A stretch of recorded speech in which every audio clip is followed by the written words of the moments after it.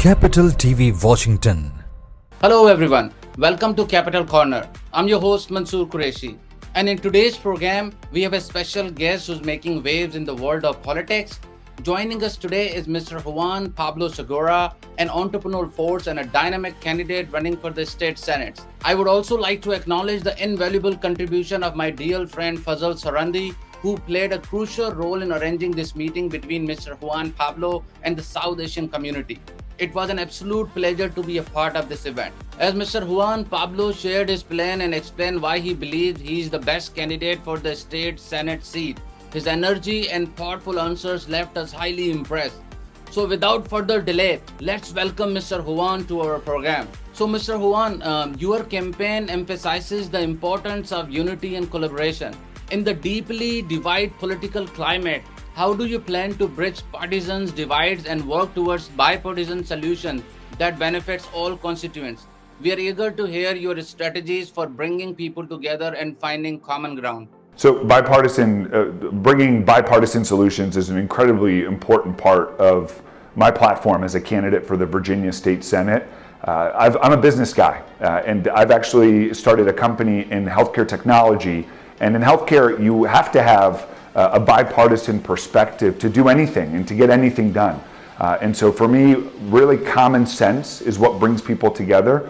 Real solutions, not ideologies, are what bring people together. And no one party is right all the time. We've got to bring the best of both parties to make sure that we can solve real problems in our healthcare, in our schools, and also in creating the best jobs here in Virginia. So, Mr. Pablo, as you know that the healthcare reform is an urgent issue that impacts everyone. Can you share your vision for accessible and affordable healthcare for all residents in our state? My viewers are eager to hear about your plans to ensure the quality healthcare is within the reach for everyone. So trying to solve healthcare in 30 seconds is a little difficult, but here, if we kind of break down a lot of our challenges in the healthcare system, and you really go back to basics, one of the biggest challenges that we have in Virginia is we do not have enough doctors, nurse practitioners, and nurses in the Commonwealth. And so what happens when you don't have enough access to healthcare, or you don't have enough access to good physicians and providers of healthcare, wait times go up. It might take 60, 90, 120 days to get seen by a provider to address whatever issue residents might have. And so a lot of what we have to focus on workforce development training. We need to invest more in doctors, we need to invest more in nurses, and we also have to invest in new technologies. If a doctor in West Virginia can see you over telemedicine, you should be able to see that doctor immediately if you can't get an appointment in person for 90, 120 days. And so we're going to work a lot on access to good health care in my platform. I think, Mr. Pablo, this was the best answer. I'm really happy that I'm talking to such a great leader. So let's talk about economic development and job creation.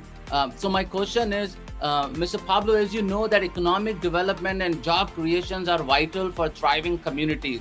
So how do you plan to stimulate economic growth, particularly in underserved areas? I'm curious to hear about your strategies for creating opportunities and uplifting those who have been left behind. Absolutely. So just in terms of my background, I'm a job creator. I started 2 different companies, a healthcare technology company that was actually recently named one of the 150 most innovative healthcare technology companies in the world. I also started a restaurant group in the Washington, D.C. area, and so I know what it takes to create jobs. And I will tell you that Virginia, we have to invest a lot in our economy. Right now, we are 49th in the country in ease to start a business. That is unacceptable, and that has to change.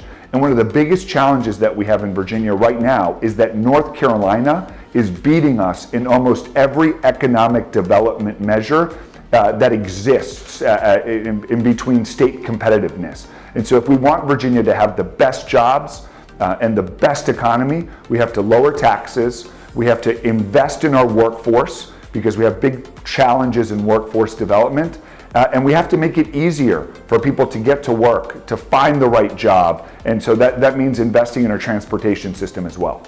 And Mr. Juan, this is very important question because these questions represent South Asian and Muslim communities in your Leesburg or Loudoun County area.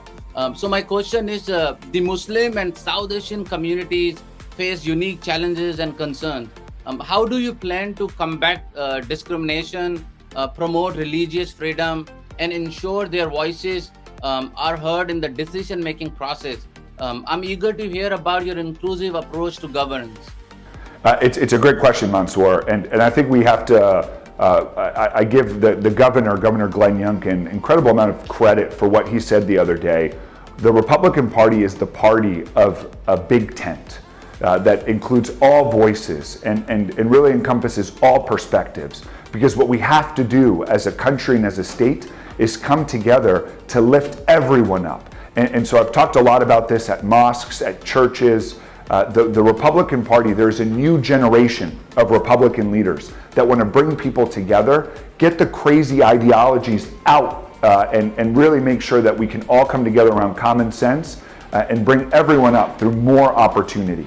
And that's how we're going to do that. I think, Mr. Pablo, this is a great answers. I think my viewers who are watching you, they'll probably be very impressed with you. So let me ask you my last question. I know that you have to go somewhere and you don't have a lot of time for us. But this question, especially our community in Leesburg, Mr. Juan, as you know that Leesburg is a vibrant community with its own unique needs and concerns.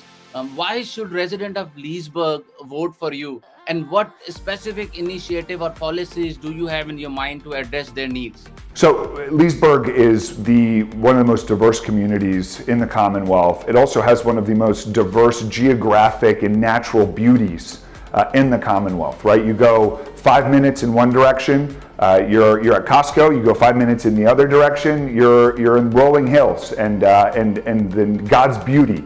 And so I think what we really have to first start with is we have to invest in our infrastructure, our transportation infrastructure, so that people can get to where they need to go faster.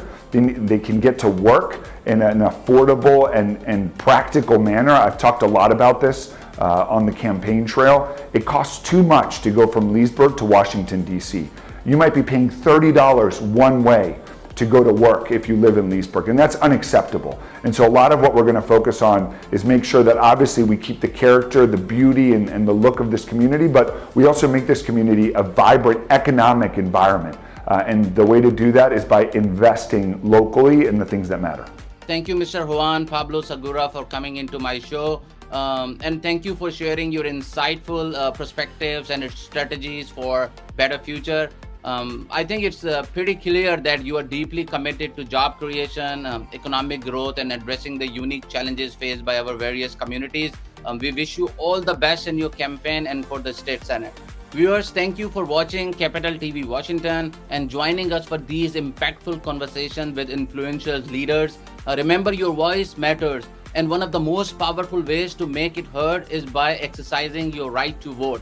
Let your vote to be the catalyst for change and ensure that your concerns and aspirations are acknowledged by those in power. Together, we can shape a better future for our nation. I request you, don't just sit on the sidelines, get informed, engage with the issues that matter to you, and cast your vote. Remember, if you don't vote, you have no right to complain. Let your voice to be heard and let your vote to be the instrument for transformation. Thank you once again for watching our program. May God bless you and may God bless United States of America. Capital TV Washington.